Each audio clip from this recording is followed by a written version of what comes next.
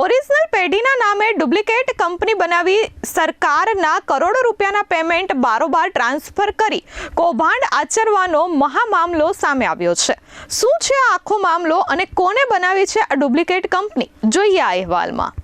Duplicate કંપનીનું મોટું કૌભાંડ સામે આવ્યું છે। ક્યુપ્રાઇટ ઇન્ફ્રોટેક નામની ઓરિજિનલ પેઢીના નામે ડુપ્લિકેટ કંપની બનાવી ઓડિશા સરકારના કરોડો રૂપિયાના પેમેન્ટ બારોબાર ટ્રાન્સફર કરી ભ્રષ્ટાચાર આચરવામાં આવ્યો હોવાનો આરોપ લાગ્યો છે। તત્કાલીન સીઆઈડી ચીફ રાજકુમાર પાંડ્યન અને અન્ય અધિકારીઓ સામે ગંભીર આક્ષેપો થયા છે। સીઆઈડી અધિકારીઓએ ઓરિજિનલ ભાગીદારો પર સમાધાન કરવા દબાણ અને ધમકી આપ્યાનો આક્ષેપ કર્યો છે। એફએસએલ રિપોર્ટમાં સાબિત થયું છે કે જે ભાગીદારી ડીડના આધારે કેસ કરાયો હતો તેમાં શાશ્વત શાહની સહીઓ નકલી છે। મુખ્ય સૂત્રધાર મનોજ ગાંધી દ્વારા ભાજપના ઉચ્ચ નેતાઓ અને પ્રધાનમંત્રીના ભાઈના નામે ધમકી આપી હોવાનો અને પાર્ટી ફંડના જોરે તપાસ રોકવાનો ગંભીર આરોપ છે।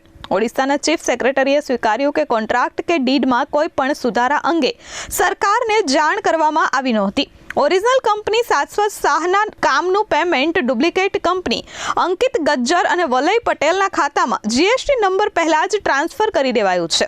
ગાંધીનગરમાં મીટિંગ દરમિયાન શાશ્વત શાહને જેલમાં સડાવી દેવાની ધમકી પણ આપવામાં આવી હોવાનો આરોપ મુકાયો છે। ત્યારે ઓરિસ્સા હાઈકોર્ટે આ મામલે ચીફ સેક્રેટરી અને કલેક્ટરને 90 દિવસમાં આ રજૂઆતોનો જવાબ આપવા આદેશ કર્યો છે।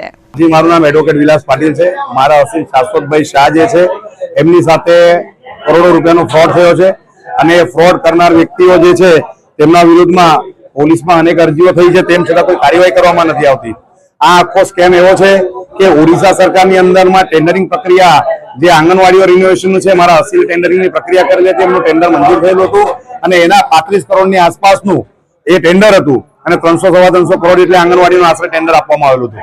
અને રિનોવેશનના ટેન્ડર દરમિયાનમાં જે અમારા અસીલની જે ફર્મ છે એ ફર્મના પૈસા બારોબાર એક બોગસ ફર્મ ઊભી કરવામાં આવે છે અને ફર્મમાં ટ્રાન્સફર થાય છે અને ઓડિશાના સરકારના અધિકારીઓ એમાં ઇન્વોલ્વ છે અને ગુજરાતના અનેક અધિકારીઓ અને આ ઉચ્ચ નેતાઓની લાગવગ લગાવીને આ જે સામાવાળાઓ છે તમામ એ અમારા અસીલને ગાંધીનગર સીઆઈડી ક્રાઇમની ઓફિસમાં દબાવીને ધમકાવીને ખોટા કેસમાં ફસાવીને એમને તમામ પ્રયાસો કર્યા અને મારા અસીલ જ્યારે ઓલરેડી ઓડિશા ખાતે બાય ફ્લાઇટ ગયા છે, બાય ફ્લાઇટ આવ્યા રેકોર્ડ પર બધા પુરાવા છે, એ સમય દરમિયાનમાં અહીંયા સુરતમાં એક બોગસ ડીડ બનાવવામાં આવે છે અને અમારા અસીલની ખોટી સહી નોટરી રૂબરૂમાં અને ખોટો અંગૂઠો કરવામાં આવેલો છે અને એ બાબતમાં જ્યારે આખી તપાસ કરીને અમારા અસીલને એરેસ્ટ કરીને તપાસ કરવામાં આવી અને ચાર્જશીટ કરવામાં આવી ત્યાર સુધી એફએસએલમાં ડોક્યુમેન્ટ મોકલેલા નહીં, પરંતુ અમે કોર્ટમાં અરજીઓ કરી અને આઈઓને અરજીઓ કરી તો ન છૂટકે છેલ્લે એમને એફએસએલમાં મોકલ્યું તો ગવર્મેન્ટ એફએસએલમાંથી પણ રિપોર્ટ આવી ગયો કે આ સહી મારા અસીલની નથી।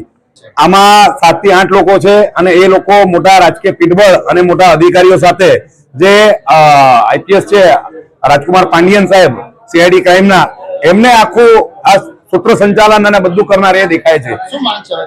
અમારી એ જ માંગ છે કે ગુજરાતના ગૃહમંત્રી જે જુબાન આપી રહ્યા છે અને એમની પાસે પણ ફરિયાદ આપેલી છે ગુજરાતના મુખ્યમંત્રી શ્રી અને આપણા દેશના વડાપ્રધાન શ્રી અને ગૃહમંત્રી શ્રી દેશના, એમના તરફથી એટલી જ રિક્વેસ્ટ અને અપેક્ષા રાખીએ છીએ કે આ આપણા ગુજરાતના એક પ્રામાણિક વ્યાપારી અને યુથ છે અને એમને પ્રામાણિક રીતે કામ કર્યું છે અને એમની ફર્મના પૈસા બોગસ પેઢીઓએ લઈ લીધા છે અને રાજકીય આકારોના નામ બતાવીને લીધા છે, જેથી એમના વિરુદ્ધમાં કાયદેસરની કાર્યવાહી કરીને એમની ધરપકડ થવી જોઈએ। કેમેરામેન મુન્ના મલબારી સાથે ધરતી પટેલ, S24 ન્યૂઝ, સુરત।